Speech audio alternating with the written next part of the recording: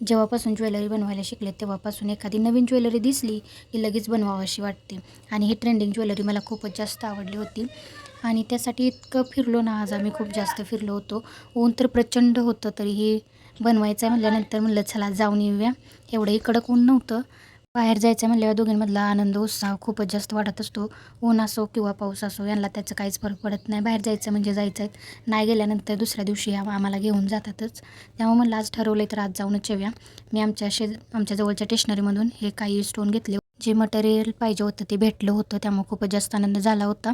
आणि पूर्ण गावभर फिरवून आणलं, पण सई मात्र अजिबात थकली नव्हती की उचलून घे असं सुद्धा म्हटली नव्हती. दोघंही खूप छान चालल्या. नंतर आम्ही एका दुकानात आलो जिथं स्वराला आणि सईला कपडे घ्यायची होती. या दोघी फक्त शॉपिंगचं निमित्त होते, त्यांच्याबरोबर आम्ही दोघींनी सुद्धा शॉपिंग करून घेतली होती. तसं तर सगळं काही साक्षीने घेतलं होतं. आणि घरी आल्यानंतर मी हे सेम टू सेम दिसणारी ज्वेलरी बनवली होती. ही मला खूपच जास्त आवडली होती आणि गळ्यात घातल्यानंतर तर इतकी छान दिसत होती ना, खूपच सुंदर दिसत होती.